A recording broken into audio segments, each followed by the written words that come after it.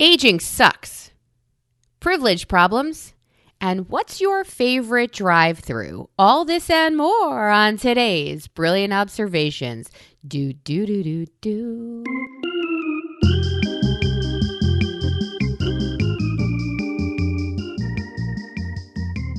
Hello, Amy. How are you? Melissa. Hello, Melissa. What's so funny is we don't actually play the theme show music live. We record live all the way through in one shot, and then we cut in the music later.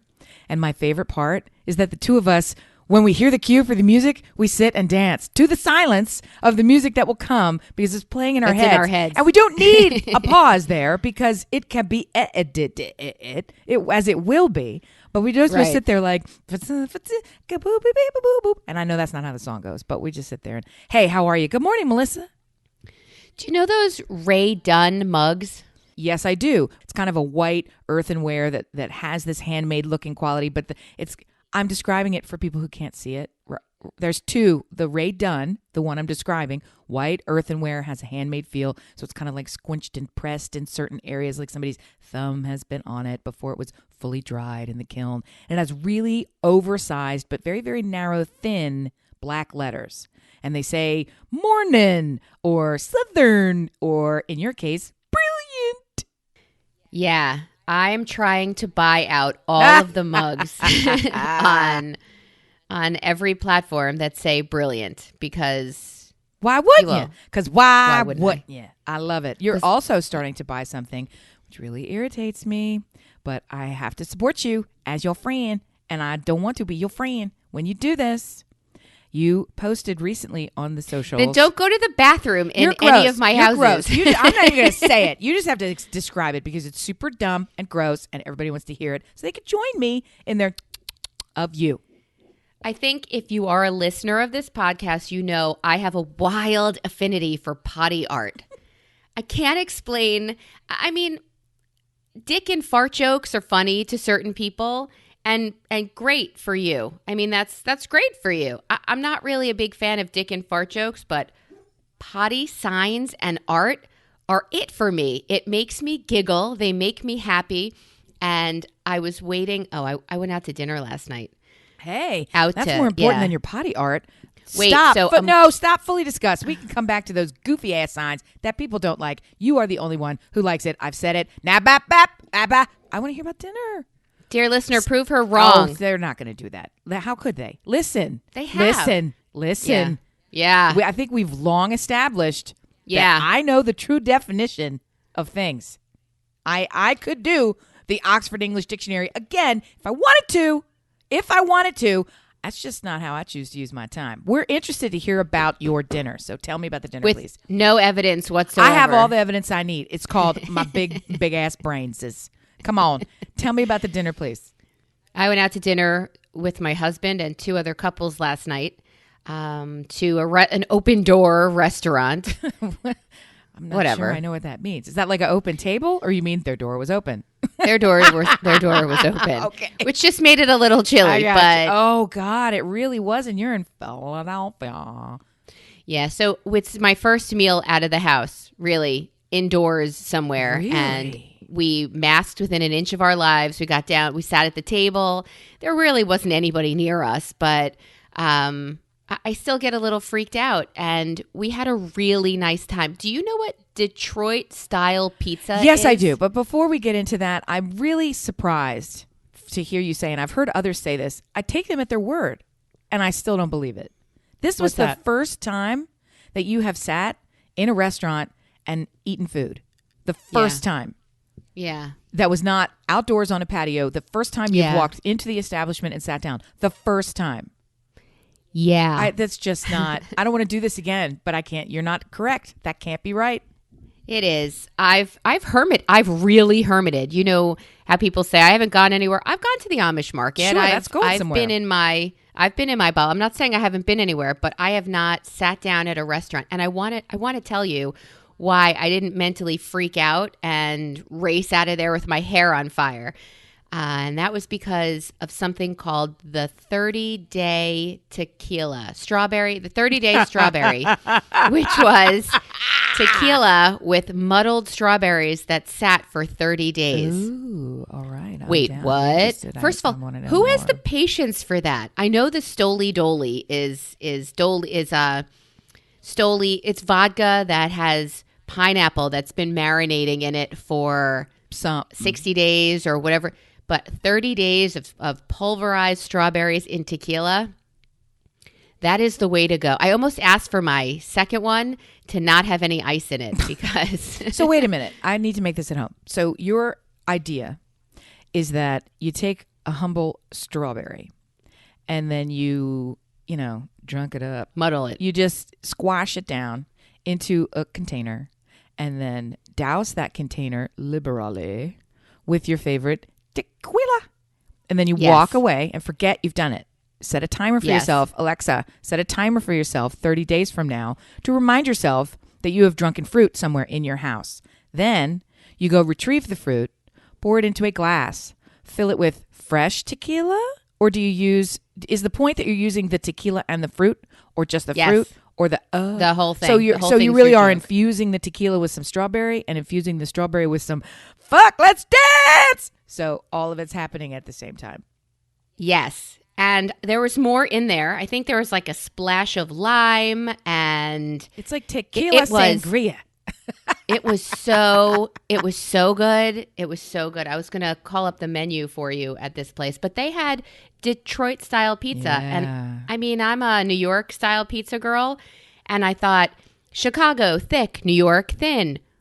Where does Detroit come into play having its own pizza in the first place? And second place, it being so good. It's fucking fantastic. Just like everything out of Detroit. What? And I'm here to tell you, I love it.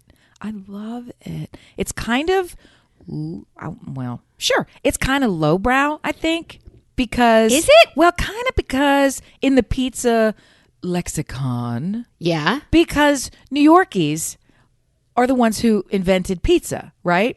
Italy tells this crazy backstory where they came up with it sometime a long time ago. No. This all began in New York and everybody else trying to copy. We get it. Got it. Okay. In Detroit, it's not really pizza, but it's also so much better than pizza because it's all of the toppings of pizza, but the crust, that's not a fucking pizza. The pizza crust has been doused in some sort of luscious grease so that when they cook it, the outside becomes like the crisp. It's not fried, but it's not baked, but it'll kill you, but not today. And when you eat it and there's like an oil slick on your face and you're like, I just want more of this in my face this very fucking second. It's fantastic. Are you familiar with the French bread pizza? Kinda like from Stouffer's in the freezer department. Yes, that's the one. From growing up, that would go in the toaster oven? Why, yes, I'm quite familiar. And then in the 80s, we were so excited, they invented that weird silver sheet of not paper that when you put it in the microwave, it pretends that it crisps, but it really doesn't crisp. But they want to tell you that it crisps. So you have like the sleeve of pocket comes sheet, in? when it had like a fold, you do the origami fold of this weird white tray, and then there's like a little silver inlet that you put in there, right? A little slip of crisp. And then you cook the thing and it's still super soggy except burnt in one middle place in the bottom. And you still eat it because you're fucking home and there's nothing. And you're waiting for your parents to come home and somebody bought this Stouffer's and I'm going to fucking eat it. Then later it was lean cuisine. I think I've digressed. Let me come back to you. No, I mean, I could do a whole podcast with you on pizza. Pizza is my happy place. And I told you, I'm a thin crust, crisp, fold that big triangle in half, let the grease pour out instead of the front, because who's got time to wait for that? The crust in the back, if you hold it upside down. Yes, I have a whole plan. Or we went really to Chicago. And it's got the big hole in the crust because it's just filled up with your hopes ready for when you bite into it. Yep, and they spill out into your whole body. I used to pull all the air pockets off when the family would get pizza, and they'd be like, "Who the fuck ate half of the pizza?" That's really I don't know what you're talking about. I'm glad I just ate the air pockets. Been with you. Every time we eat a pizza, I've been with you eating pizza. I've been with you in New York eating pizza. And if you ever put your fingers all over the pizza and squeezed out the little air bubbles before taking the piece as your own, I think I would have cold cocked you. So, well, I did it when I was a kid. I didn't do it as a grown up. When you say I take you at your word, gally, pally. And I thought, I always used to. Used to, coulda. but you might not. Used to, coulda, shoulda done. Used to, coulda, but you might not can. But you might not can. That's it. I got to remember that. Tell me about the Detroit pizza. It was so good. And I don't know if it's because I was 2 30-day strawberries in or because I pre-medicated before I left, but I did not run out of the restaurant. I had delicious pizza with some of my favorite people. And so we come home totally giddy, happy. And this morning, this was last night, this morning I find out that one of the vaccinated docs that works with my husband has COVID. Oh, for fuck's sake. So everything I was afraid of, that all of my pre-medication and medication while there makes me feel better about, I come home and find out that within our community, he's certainly not our bubble, but in our community. Within our number, people that you've maybe bumped into in the past or perhaps gone and stood on a porch with or, hovered around a trunk somewhere and took too long to put groceries in. All the things that people do and say, it's fine.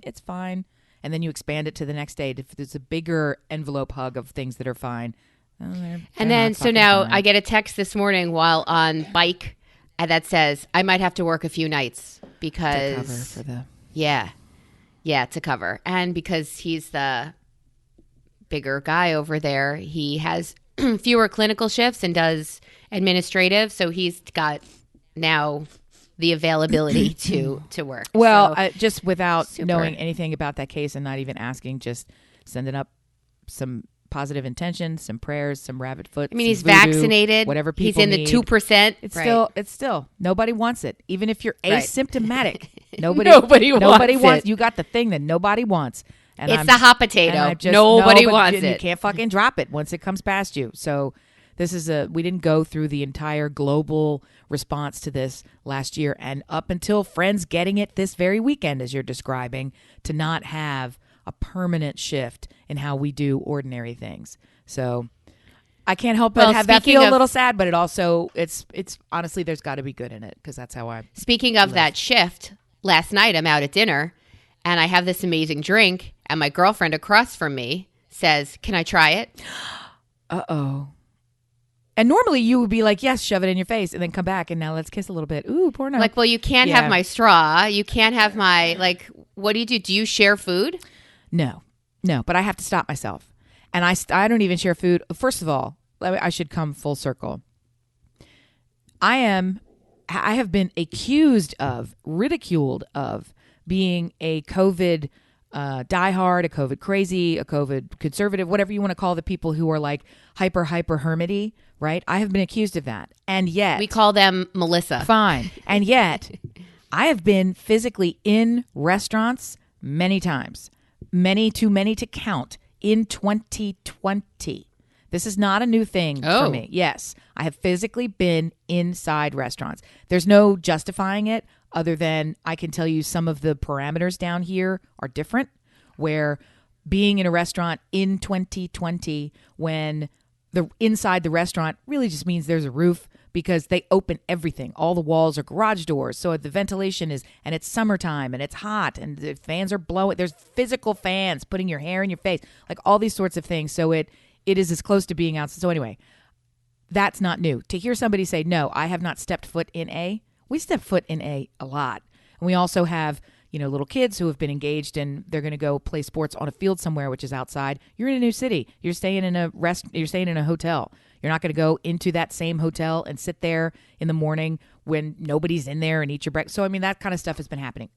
Anyway, fast forward to in the house with my family, with my friend, in my life, pre-COVID and pre-COVID, I would share food with strangers on the street. I would be eating a Belgian waffle, walking down the street and say, you have to have this. Take a bite. Who are you? You're going to finish that? Pay your parking ticket and then come over here and take a bite of this and then go and keep walking down the sidewalk, stranger. And then I'll keep eating it. Like it's nothing. Think nothing of it. Now, and all of last year, and still now, I still do this. I don't drink water after anyone else in my house. If I find a glass on the counter, which is really... it's hard to even, it's like breathing. There are always stray glasses on every surface in the house, half filled with water or any other liquid. Always, always. And it used to be, if I'm thirsty, oh, look, the water fairy has left me a drink. So I'd pick it up and drink it. And I have completely stopped. We won't take a bite from forks, from food that I have made in my own kitchen with my own people in the bubble. The one thing that really stuck with me is absolutely no eating or drinking after or with anybody. Even my husband, who I fucking French kiss. I won't. No, no, no. You French kiss your husband? So great. Oh, my God. Can we talk more about that? Oh, my God, lady, let me tell you. I'm just here to tell you it's very good. I'm super good, by the way, if you didn't know. You think my cooking's good. All right, so I don't do any of that stuff is what I'm here to tell you. And it's a real mind shift. I've also washed my hands. I never used to wash my hands. And my best friend will tell you, she's so grossed out by me all the time. My phone, who knows where the hell my phone is. She would love to, she's an emergency room nurse, right? So she always loves to say, God, can you not? Because I would put the phone somewhere and it would just be too much and she'd have to comment. And I remember more than once, I would look at her and go, really? And I licked the phone. I held my phone up to my face and I licked the whole front screen of my phone. And she just couldn't handle it. So I'm like, washing hands, I mean, really? Before you eat, stop it. I don't care that I was just mucking out a stall. Come on, let's go. So now I wash my hands all the time. And I remind people to wash their hands. These are big shifts for me. So I got to call that a COVID plus. Thank you, COVID, for making me just a little bit hygienic. Yes, I love it. So vaccine-wise, this guy that I was mentioning is vaccinated. That's crazy. And we have a drive-through vaccination site that I'm taking my daughter to for her second vaccine this week. Yeah. You have those down there? We do. Have you participated in any drive-through vaccinations yet for all of your vaccinated family members? My daughter had her first one as a drive-through. It was a drive-through. I have not. Yeah. So here's how it went. We're all, everyone who can be. My youngest is still not up to the cutoff window, so he's walking around a vaccine virgin. He doesn't have any vaccination. A sponge. Can't do it. He's also the healthiest of all of us. So I sleep okay at night, even though I really wish this could be different. So there's him. The one in the middle made the age cutoff, got the Pfizer, right? My husband and I were long ago double vaccinated, and the college kid is one shot in, second shot coming up in, I think, a week or something. So, and that all happened away from us. We all went as soon as it was available. When people were still scrambling, we had to, basically play the lottery and wring your hands. Can I get an appointment? So all of that stuff was, no matter where it is, we're just going to go. The 16-year-old got his first one the same way. I clicked a button on the internet. We went to, and the 16-year-old had a different experience for me. We went to a mass vaccination site that's been set up here in my town, run by soldiers in fatigues, and it was, hey, how are you? You get all the way back there, and then it's just run by, I'm sure they're medical professionals, but they just look like the PTA. I mean, it just looked like a bunch of friendly people standing around. Hey, how are you? Blah, blah, blah, blah. So we just cattle call through the whole thing. Very efficient. Everything was great. I lost track of when his second vaccination should be. In my case, when they vaccinated my husband and I, they made the second appointment while we sat there and said, you will be back here on this date and time, blah, blah, blah, blah, blah. By the time it came around for the 16-year-old, you can get it at a fucking Walmart. You can get it at the, walking down the street. Want a vaccine? I mean, they're everywhere here. So they just said, make your next appointment when it's time. So I walked out with the little vaccination card. It only occurred to me yesterday on Saturday. I looked at him and I said, it's probably time for you to have your follow-up shot. Let me think. Let me count the days. And wouldn't you know it, we were already 2 days past because I was thinking he was on a 4-week. He's on a 3-week. He got the Pfizer. Yeah. So here I am on a Saturday. In the morning, remembered he needed a second shot.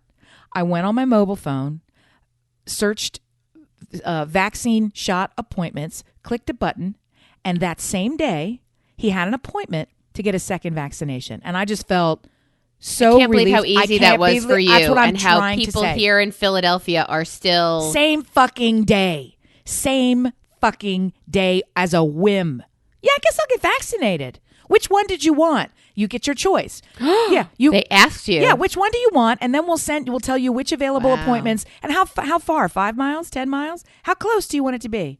And how soon do you want to? So would you like us to come to your house? Did you want to rub and tug with this? Like the whole fucking thing. It's crazy. Yes, and yes. Crazy. So get to the end of the day. So it was going to be at 5:30 that day, right? Great, fine, sure, go, okay. So kitchen was a mess. I had been making a whole bunch of food that day. So I look at my husband and I say, "All right, Brian, which would you rather do? Would you rather clean the kitchen or go to the drive-through vaccination where you just sit in the car and listen to whatever you want to listen to?" And he's like, "Vaccine." So he went in his big... Would you rather clean the kitchen? The other one. In Choice B. In his big swanky car, right?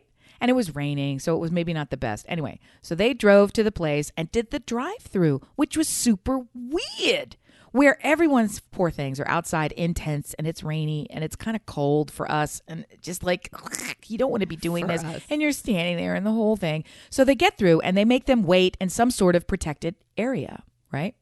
So he's there in his super swank car and they're doing the 15 minutes, are you going to die thing, okay? And all of a sudden, one of these soldiers... And he mentioned that it was a black soldier. I don't think that that matters, but just for the sake of picturing this person in your mind. So a big, MP-looking soldier walks over to the car while they're just sitting, while nothing is supposed to be happening. Totally efficient process. Everything's great. Yep. We're so lucky. Thank you. God bless America, right? Sitting there, walks over, raps on the window. Brian rolls down the window. He said, yes, hello? And he goes...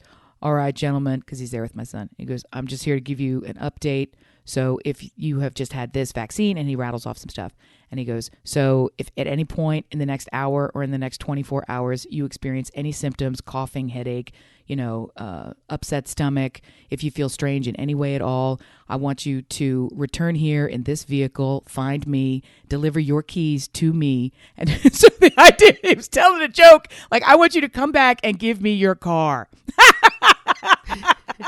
But they were like, wait a minute, he went too far. They were looking at him like, what? And he's like, find me, follow me, make sure you bring your keys, deliver them to me. I will confiscate your vehicle. Like, because it was a really nice, and they're laughing. So it's like people are at the point where here we're having a little bit of fun with something that has become perfunctory and boring and necessary and such a snore of public health. And the numbers for people who are getting vaccinated here are quite high. And yet, people are still catching this fucker. With higher numbers than we had at the initial peak of it, which is the strangest thing to me. It's those fucking variants. I mean, unlike Detroit pizza, these people have decided that COVID can have various regional specialities, right? How can we morph this thing to make it even more annoying? Now I want Detroit pizza again. Well, and the last thing, not to cut from a deadly disease over to pizza, but, Go ahead, cut away. It is Detroit. So here's what I'm here to tell you. If you have no concept at all, if you didn't even get there from what a Detroit pizza is, this might help you. If you've ever eaten in a Pizza Hut. They said that. It tastes just like Pizza Hut is what they said. If you've ever had, but it's not just regular Pizza Hut. If you've ever had the Pizza Hut pan pizza, that is a glimpse of what the crust is like on a Detroit pizza. And it's not a deep dish pizza. Pizza Hut thinks it is. They're wrong. It's a kind of a weird hybrid where the it is a hybrid. Yeah, where the pizza crust gets cooked in almost like a fried consistency on the outer edge, and then the inside sort of behaves like pizza crust. So it's a pizza crust with a fried kind of a component to it. And it was really good. If you get the chance, if you get the chance, it's worth a try, especially if you're like a pizza girl like I am. Say pizza again. Pizza, pizza, pizza. It has no meaning anymore. Pizza, pizza, pizza, pizza. It always has meaning. It's like saying my soul, my heart, my life, my breath. Pizza. I want to tell you how badly aging sucks. Oh, okay. I'll buckle in. I will tell you that, we haven't seen our parents in years at this point. Like you really. So my mother-in-law yesterday, my son is graduating high school. I could cry right now, but I'm going to try to keep it together. And she's going to come. Everybody in our family's vaccinated, and we're going to do a small gathering of Stuart's family, really, for my son's graduation and my husband's 50th birthday. Oh, shit. I didn't realize that he was so little. Yeah. Okay. So he's turning 50, and it's not for like 3 weeks after this event, but we're going to invite his siblings and his parents and like a couple or two because it's my son's graduation, and we're going to stagger it. It's not going to be all at once. It's going to be like throughout the course of a Saturday. Terrific. So my mother-in-law prepped us as a family by saying, you haven't seen me in a long time, and I want you to know I've gotten older, and my wrinkles are deeper. I I look much older than the last time you saw me. And I was so sad when she said that because she's self-conscious about it. Right. And I felt like, I would like you to know. I, too, have aged tremendously in the last, I would say, almost 5 years. I have aged like a, what did Jess Kupferman say? Like an avocado. I mean, I like an opened avocado. Like, I really feel like that's how I have aged in the last 4 years, at least year, but 4 years, really. So I spent this past week going to see some doctors. One of them was a dentist because I somehow lost a front tooth. I had a chip from something. That's right. That's right. I hung up on you this week. I forgot. Okay. I'm sorry. Ouch. Yeah. So I had a chipped front tooth, and what did you eat? Bonding something, they're like, we're going to take it and give you a new one. No, I'm like, well, no, my whole body is convulsing. That is the strangest and creepiest thing I've never had. You've gone through dentist stuff where you came out the other side and you look like a god, but I can't. My teeth it's is the all worst. janky and stained from red wine it's and coffee bad. and bad living, and I can't even Bad imagine living. somebody going in there and going, let's just crack this one out. We're going to take the rest of it. And I'm like, I don't think you should. And before you know it, it's gone. So let me get this straight. Your husband can't deal with eyes or oranges, and your thing is teeth. No. They're in your face. They're stuck in your skull. What are you? They're really not that stuck if you eat something. I just a good piece of bruschetta. Stop it. You can't stop because it's audio, but you have to keep talking. But you have to talk in a way where it's not awful.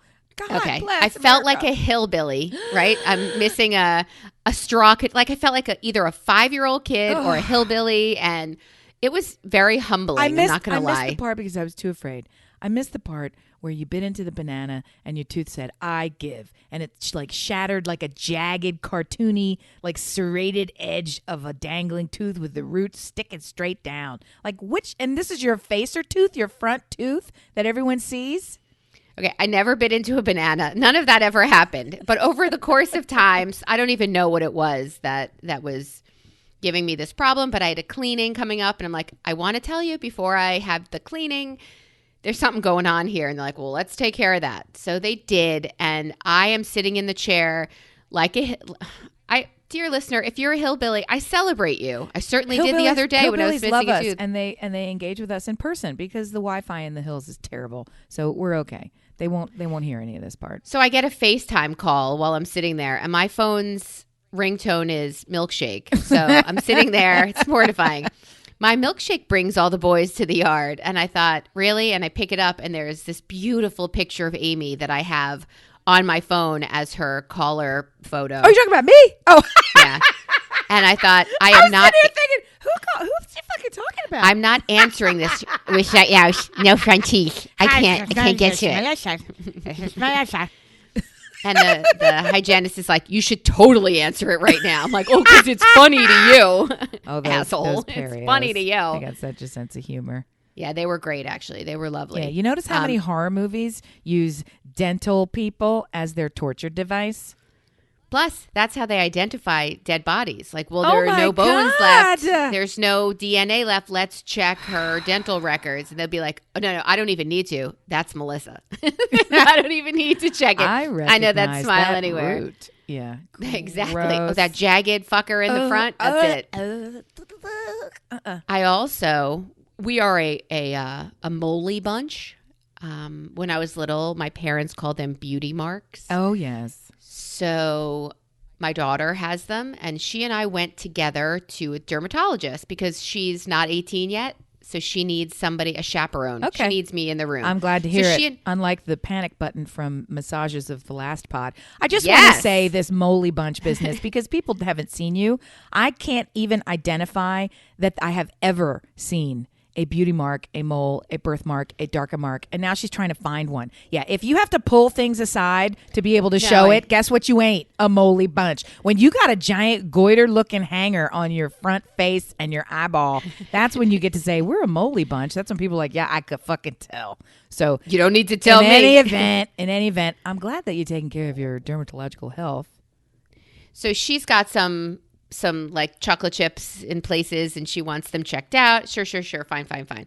So we go there and we put on our paper underpants so she can, we're really mortified at this point. And so you're in the room and she's a full lady now and she's wearing the thing and you're standing paper. there like, you're like looking at the ceiling. Hey. No, I'm like, that look is hot. I hope you bring that to camp with you. There's no look away in our family. There's full attack. You don't get to have a zit on your face in our family without saying, did you take enough on your plate to feed Simon who's coming out of your chin? Like you don't get to have a flaw without us. I wouldn't say exploiting it, but definitely mocking the fuck out of it because we need to keep you humble. I love it. Because I really do feel like other than being awful to their parents, both of my children are exceptional. Every parent thinks that about their kids. I am no different. I absolutely feel that about them. But I think I've done too good a job at telling them. So now I really do feel like I need to knock them down a peg because I'm releasing them into the world and I don't want them going thinking that their shit doesn't stink. So daily, your shit stinks. Your shit stinks. Hey, is that you shit stink? So I do have to do that. Remember all that love I gave you? Now let's see if it took. I overdid it. So she goes first, and she's sitting on the chair, sitting on the paper with her paper pants. So it's a really good sounding day. And she looks over and she sees the box of sharps. You know, the they've red used one, needles. Mm-hmm. So she said she's not very good with needles. In fact, she's horrific. I could tell you a whole podcast about it, but I won't. So she looks at me and her eyes widen and she said, I am not mentally prepared for needles. I mean, flu shot, her vaccine, like she mentally prepared. She talked to herself. She talked to me. She held hand, whatever. I am not mentally prepared for needles today. And I said, well, luckily, you're just here for a mole check. And in my head, I'm thinking, please don't say, I'm going to take that one. Yeah, which is let what me she get the said to me. antifreeze and just go psst and then snap the thing off.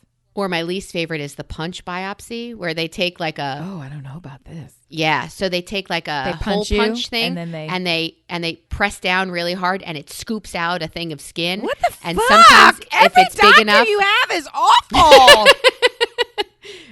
this is getting older, and sometimes it's so big they have to throw a stitch or two in there, my fucking and it's God. right. I don't like this one, Melissa. I'm going to take it. So that was not that day, but so she's sitting there. She goes, I'm not mentally prepared, Ma.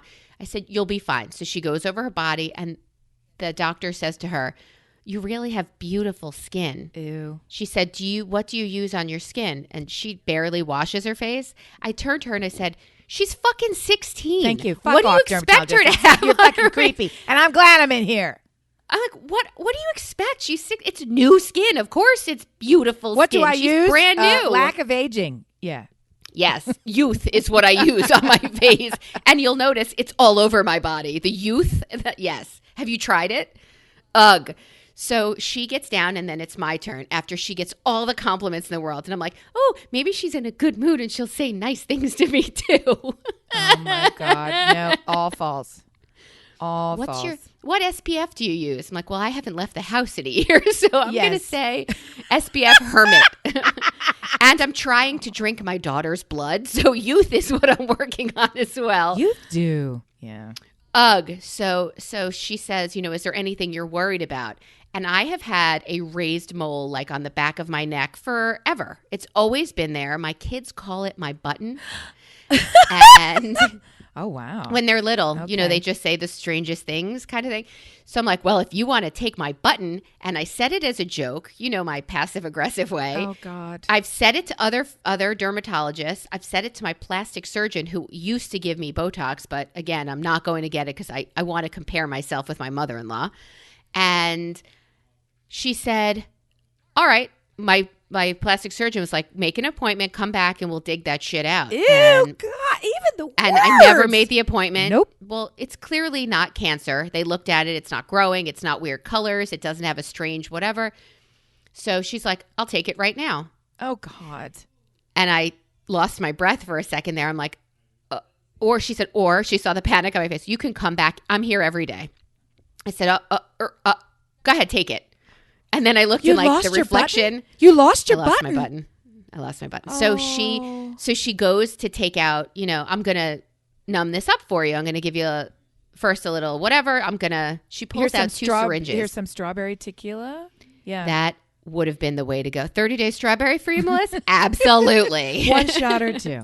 Yeah. 7. So she takes out 2 needles to numb this shit up, and Mallory's eyes Super grew white. so wide, and she said, "Oh my God, hold my hand." I'm like, I am not going to fucking comfort you. It's my needle. Right. It is. I should have yelled at her. It's my needle. That's Back right. off. You're fine. But she got into such a panic because she saw a needle. So obviously they didn't dig this out, but she took like a razor blade and she went right across it and stole my button. Ew. So it's not like a divot. It's just right across the top. I'm like, hey, is there anything else you want to take while we're here?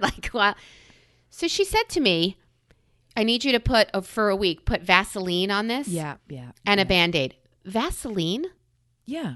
What's the matter with you? I said, I don't fucking have it. I'm like, what about Neosporin? You don't have a Vaseline. Well, I do now. You don't. Stop it. You didn't have any Vaseline in your house? I didn't. I have Vaseline in every room. I bet there's Vaseline in here right now.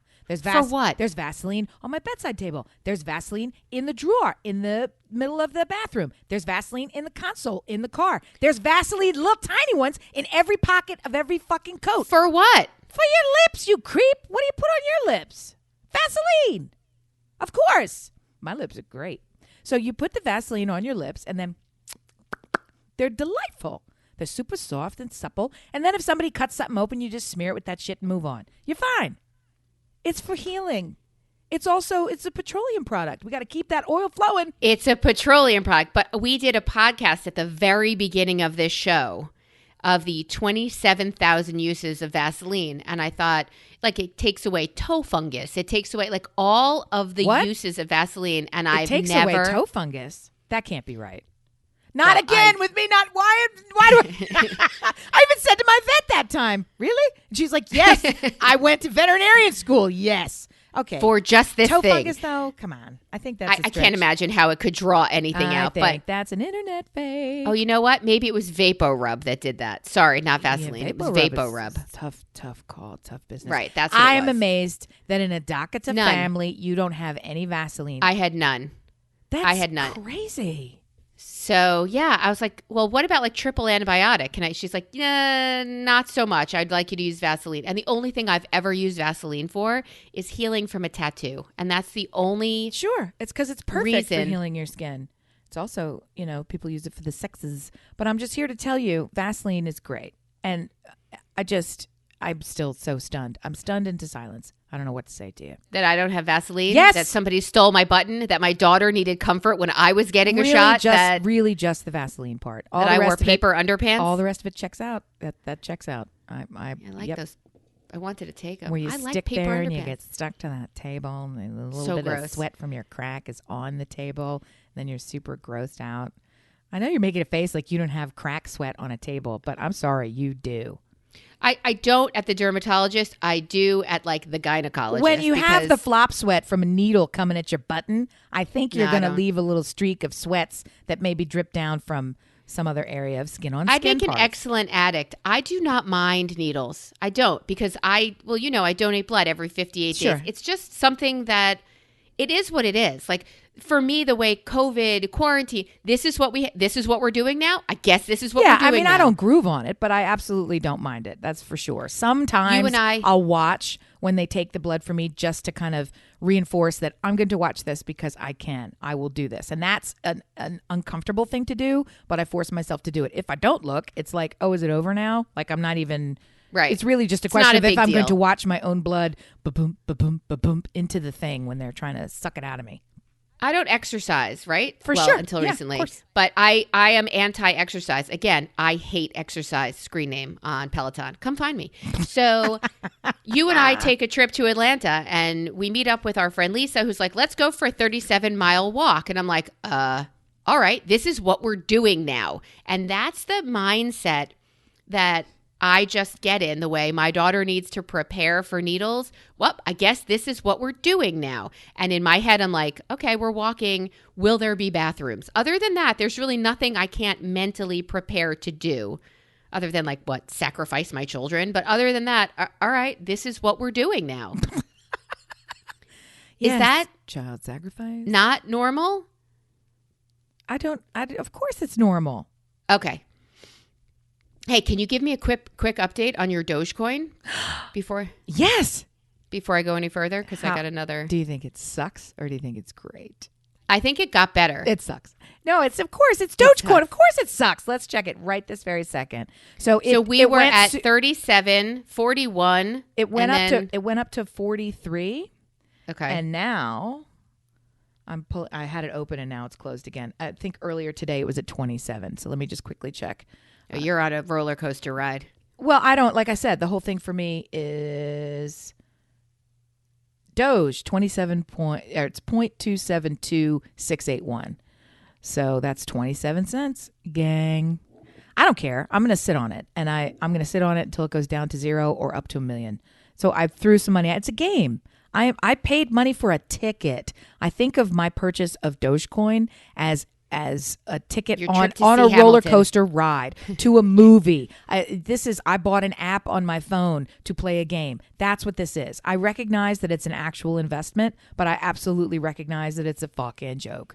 So, I mean, you're in it for the ride. Yeah. If anything, I've had more fun talking to people about it and having conversations and being so silly about it than I really care about the amount of money that I threw at it. So there you go. But yes, so I am super down. I bought it at a terrible number. I bought it at 35 cents. So I absolutely, because it was rising so rapidly, I just clicked it to get something. I should have waited because the very next day I think it was down to like, I don't know, a half a point. Not true. But lots of people bought it at 0.0004. And those are the kids who have $10,000, $100,000, whatever. Get out. Get out now. Yeah, sell it at 27, kids. Declare victory. But before we get off the dermatological stuff. Yeah. I did want to, I recalled while you were talking about that, something really kind of kooky happened this week from a dermatological perspective. You were mentioning that you were in the room with your daughter and you guys are the same gender. So being nude in a room after you get through the mother-daughter stuff, is it like it's kind of never, I don't know what that's like. There's no one who I have birthed who is my gender. So I just have my children. So there are my children, and I think of them as children. I don't think of them as, young men or any of this, their bodies or any of this stuff. I think of them as children. I always, always will. I imagine that they will always think of me as mommy. But nudity between a mother and a son is a little different than nudity between a mother and a daughter. I have to guess and presume. So nothing gross is going on, but long since we're not in the same room together when we are disrobed. Long since not in the same room together when somebody's in the shower, brushing teeth, whatever. We just wait, right? Or go find a different bathroom. So in the process of talking to one of my children, why won't you clean yourself, you smelly, smelly beast? You are reeking to high heaven. You must take a shower. Long story, conversation, cut to identifying marks. Is this a problem? Is this a mole? Is this something? And the child mentions, well, I have a mole on my penis. That's like a big one. And I thought, okay, now what do I fucking do? What do I fucking do? So I immediately, no. So I immediately said, well, you have to talk to your father. You have to talk to your father and you have to make him look at it. And then the two of them are looking at each other like, you could fucking die from skin cancer before I'm going to go somewhere and inspect your penis. Okay, we are past that shit. And I'm not, and so they're all looking at me like, they look at each other and then they look at me like, you're fucking crazier than we thought. I'm not going to look at it. And he's like, I'm not going to fucking look at it. And so now I'll this look whole at thing, it. so, no, gross, God. I've had other parents talk to me. It's serious. You have to. It's gross. So here's what I said. Here's what you're going to do. Take a good look at it yourself. Clock it. Pay attention to what it looks at. I don't want to say study it, but really give it a good look. And then notice if any changes occur, right? And the next time we go to the doctor, mention something. That's it. That's all we have to do. Just clock it. Keep an eye on your business. That's all. I don't think that the thing is like shaped like a dragon and then tomorrow it's pink. Like, I don't think any of these things are fucking happening. You just mention it. But I'm not going to like drop your drawers. Let's see what's going on. Woo! If he has something that's shaped like a dragon on his penis, then I have shit. to see it. Yeah, and he's got a future in porn. What? Woo! Yeah, that's a so VIP that's kind ticket to see that mole. That's kind of how we wound up together at the dermatologist, because my daughter's father, her real father, is just kidding. I was like, what? I had to process for a minute. Let's always so say did that. the listener. Oh, let's always say that. I love it. Her real father, her real father is a physician. And she said, I found this little lump. And I said, well, let daddy look at it. And she's like, no fucking way. Yeah, that's fucking creepy. That's super creepy. So I'm like, it's only creepy because they're both immature assholes. No, but if it's you still look creepy when he stuck his finger up his father-in-law's asshole. It's Oh, creepy. by the way, on the phone with his parents as his mother's telling me she's aged, and I said, you can come for the graduation party now because we have Vaseline, so it'll make any procedures my husband does on you much more comfortable now. And just to catch people up who obviously missed that episode, Dr. Stewart is an emergency room physician, triple board certified in all the butthole arts, and what his father-in-law was having a heart issue or having an ass issue. He was having pain in his body. And so they said, okay, come over into the guest room and I'm going to stick my finger in all my kind of places. And then guess what? He feels great now. But that's super gross when you came over for dinner and then the host is gloving up. It's just gross. I don't care. You hope he gloved up. I'm saying it's gross. And then you hope he washed hands before sharing pizza with you. Oh my God. You still want to share pizza with my husband? Oh my God. There's not enough. Right. So she found something that she was like a little concerned about. So instead of, and because I don't know, we went to a dermatologist. We made a next week appointment. But I always think watch it and whatever. But on a sensitive area like your penis, I think first of all, if my son had it, my husband would check it immediately. There's no, it's a health thing. It's not I don't care about your comfort. He's a doctor and they're both dudes. All the weirdness is kind of, I was going to say gone. I can't say gone. Well, I tell them this is what we're doing. If your father is a professor and you have a question about a word, you will go ask. I mean, I get how that works, but it's your fucking, I don't know, man. It's still his father who likes it's your penis. Come dick on. and fart jokes. He's still super immature. Together, they're brothers more than father son. They are buddies. They are brothers. It infuriates me, but that's the relationship they have. But if it came to something medical, yes, daddy's going to look at it. But not for my daughter. She wasn't having it. So I made $80 later. We made a specialist appointment. And she said, I can take your button. And I'm like, oh my God. So all of these, I'm thinking, all right, now what other doctor's appointments do we need as women of a certain age? Like what other, eventually, I don't know. I'm going to have to see them all who else is there? What kind of doctor do you need? Like a hair doctor? What's left? There's the lady parts doctor. Right. There's the all around you doctor.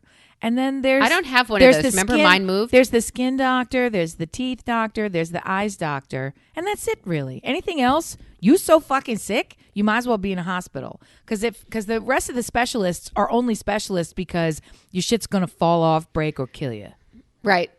Well, I have the whole back issue. And Stuart said, why don't you just get a medical marijuana card? I can get it for you. I'm like, you can get it for me? Since when do you need a card? But okay. Who among us needs a card? Here in Pennsylvania, here in Pennsylvania, you need a card because it's only medicinal. Sure, sure it is. Self-medicating. All right, I came up with a new way. I discovered a new way that my mother failed me. Oh, and here I know you appreciate I thought we these. had plumbed that topic quite deeply. No, there's more. It's limitless. I found out that 2 weeks ago, we discovered that when you draw eyebrows on, it really distracts me and I can't really focus on what you're saying because all I see is a cartoon. Well, I never really was taught how to pluck, how to shape, it wasn't until I was an adult and about to marry my husband that my friend Monica said to me, hey, those eyebrows you got going on there, that Brooke Shields thing, that's over. You gotta whip that shit into submission. Like I this, miss my do you Brooke not know? Shields eyebrows. I used to have crazy Italian Brooke Shields eyebrows, and I just shaped them up nice and kept them a little trim, as people do. I didn't make them crazy go away, and they never really came back. I wish. Really? Yeah. I mean, they're there, but they're not as. You've got eyebrows. They used to be, and their hair. They're not Sharpie. No. I agree. I'm just saying. It's one of those things when you get older. Did you overpluck at some point? Did you overdo it? No. They just, several things are happening. Many of them are white. now. Oh, so you have to fill it in? The hairs have gone white. They're not gray. They just go white. So I look at it and I'm like, why does it look thin? Oh, so I either have to brush it with some kind of a powder, or when I get the gray hair on my head dyed, from time to time, she'll say, did you want your brows too? And I think, sure, I have no shame left. Let's go. So she puts the hair dye on my fucking eyebrows. So it's nice. I mean, they match, but they used to be very full, overly full, and they just don't grow. Youth. They just don't what grow. You're saying is that's youth. The woman like cuts them. When I used to have my eyebrows, you would go and get them. I would get them waxed because plucking for fuck you. So she would go and brush them into a shape and then trim off the excess. And after doing that, there's no excess now. So anyway, no, yours are gorgeous, and I'm surprised that you had Brooke Shield thick and luscious. She said, weird. You gotta I'm a care. evil genius. Feelers on your face. I don't ever remember that. So thank you, Monica, for teaching me that, because I never learned that from anybody that lived in my house. But do you think that your mother is responsible for teaching you beauty tips? How to care for yourself? Yes. You think that shaping your eyebrows is how to care for yourself? My mother, I think my mother is fucking great, and she never in a million years, even to this day, would talk to me, because it would not be of interest, nor would there be any information to exchange on, let's do beauty tips, let's brush our hair. Like, nothing. I didn't. If I wanted, that's part of the reason, hey, tomboy, got it. I had to learn that shit from books and from, magazines, and I live in the world. I could look at other people. But no. If it weren't a direct conversation, kind of like cooking, if it weren't a direct conversation about this is how you care for yourself, your body, or whatever, it's learn by watching me kind of thing. I learned it by watching you. I didn't get any menstruation tips either, so I had to figure that out on my own. So. I cook this way, you learn to cook this way. Like, you learn those things. Oh, she taught me how to fucking cook. You watch your mother draw on eyebrows. You learn by watching the same gender human in your home. So I had this week an issue with my ears in that I never learned to accessorize. I'm a throw on a hoodie, jeans, and a t-shirt, like whatever is easy and comfortable is kind of what I've always worn. I don't know how to throw a scarf. Like, I go away for you for retreats, conferences. You have a scarf and earrings and different eyeglass frames and different pairs of sunglasses. You are like the accessory queen. You have all these different accoutrements. That was for my mother, by the way, because if you're going to say something French, right. So I know it's not anything. Occasionally I'll see a scarf and I'll buy it and I'll be like, I really love this scarf. Will I ever wear it? No. Why? I don't know when to wear it. I don't know where to wear it. And oftentimes I don't know how to wear it. So this past week, because, again, I haven't gone anywhere, seen anyone, I haven't had earrings in my head for a very long time. And they look super weird with a mask. Yep, they're weird. So I wanted to put in so they didn't close and leave me with no choices ever again for the rest of my life. I went to put in just a little stud to lock it in and just leave something. And it was mostly closed. So I stood in a bathroom twisting and turning and almost re-piercing, screaming. It fucking hurts. I always have to re-pierce. And it's so, because it's so painful. And it's only one. And it's not like it's the same one. More. One of them will start to close over just in the back. And I'm like, what the fuck? Do you think that you're going to win this fight? You're not. I'm coming for you. Just in the back. It's going all the way through. Yes. And so just get ready, and then you have to feel like the pop going through with the pierce. So I did that to both ears. I put this tiny little stud in both ears, right? So one of them kind of went in, but I had to at the end of it. Yeah. And the other one made me dance. And then somebody asked me for something, and I was like, shut the fuck up or get away from me. I was a crazy lunatic. And I finally got it through. And I'm twisting them and turning them to kind of keep it open. Right. Like I just got my ears pierced, which technically I did. You know what you need now? Vaseline. Vaseline? That's it. You know it. See? 1,000,001 uses. It's like a fucking Q-tip. All right. Is that true? Can yes. I put Vaseline on that for? Yes. Okay. So here. But I'm not taking it out to put it in. No, so I'm going to have to stick it and and slide. You get in there and you just go, and you spin it around, and now you're ready to go. So I want to know, Did your mother accessorize well? Did you grow up seeing that? How do you learn to know and to change your look so easily? I did start to draw a little eyebrow in where I have very blonde eyebrows, and it made all the difference, right? Honestly, I always think when I'm doing this, what are you doing? This is so stupid. That really makes It's such a pop of like breaking your face up and expressions, and it makes all the Dear male listeners, I'm so fucking sorry. Sorry. My husband, the hairdresser pays too much attention to his eyebrows too. It makes me really pissed. She trims them and shaves them and does all this other kind of stuff. And I'm like, get your hands off his fucking face. Your area is the scalp. Stop rubbing his back. Leave him alone. The scalp is He's so my erotic. Lady. Fuck you. I don't know. No. I don't know. I don't like I'd rather that. you trim his brows than give him that massage of his head, because that is way more erotic than. That's the reason. I think it's embarrassing that your eyebrows grow past your nose. Like, okay, let's clip that up. I mean, who are you, a levy?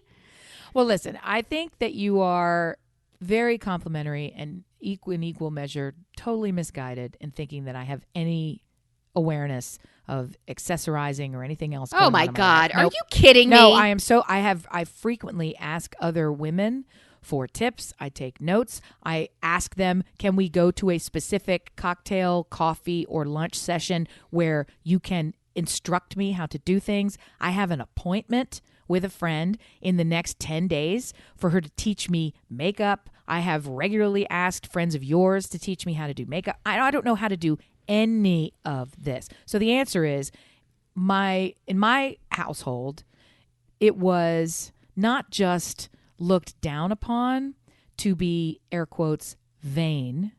It was a sin. So it absolutely was something where excessive vanity was so completely discouraged that even normal self-pride kind of became an issue, right? The idea was, if you're calling too much attention to yourself, that's a real problem. And it is tricky, because I agree with that statement, but I completely, like you were talking about, and I kind of made a joke about it earlier. You were talking about how you have to knock your kids down a peg because you may have overloved them up in the beginning, right? Well, I heard a lot of these messages growing up, and I internalized a lot of things, and I'm sort of trying to figure out how much of that I interpreted in the wrong direction, in the wrong way. And somewhere in me, there's always this hesitation where I want to go out big, I want to be loud, I want to be strong, I want to be on the stage, spotlight, let's go, and I can do it, and I'm here, and that's what I love to do. And at the same time, there's something in my head going, slow down, you don't want to be first, let somebody else cross the finish line with you, can't we all hold hands? You don't have to win every race. You know, that's weird. You're an athlete. That's weird to hear you say. I was criticized. No, I vividly remember coming in second in a race that I physically thought I should have won. And I mean, obviously, I shouldn't have won it because I didn't win it. So I was very frustrated that I thought I should have won this race. In swimming, and I touched second, and I was pissed. And I took my goggles off alone in the locker room, and I threw them in my anger. And my mother said, if this is how you are going to act, then you obviously can't handle this, and you're going to stop swimming right away. I remember it vividly. And from there on out, I actually slowed to a stop my competitive swimming. So instead of taking that moment to say, this is what it feels like. If you don't want to feel this way, you can work harder. You can work harder. If you don't want to feel this way, you can think about, is this the right sport for you? If you don't want to feel this way. And she didn't do anything wrong. She did what she knew how to do, which is, I don't want to raise a poor winner, a poor loser. Right. Yeah. So that's what she was doing, coming from a context of zero competitive sports knowledge. I'm just a kid. You know, I was on a track for Junior Olympics and all the rest of it. It made me really pissed off that kind of, but like I love to say, if it was strong enough in me, if the wall was there, I could have knocked it over. So push through, I didn't. So this is all a long way from the talking about how much are they teaching you to do and how much are they not. Getting back to the idea of accessorizing, it was never anything that was overtly done. But my mom and I to this day have fun. Look at this sweater. Look at this shirt. Ooh, that's nice. I like this one. I think that looks better. So we have the conversations about it. But it was never this sort of, let's stand together while you're doing some kind of a grooming. Let's go shopping together. We're just sitting and watching while it happened. No.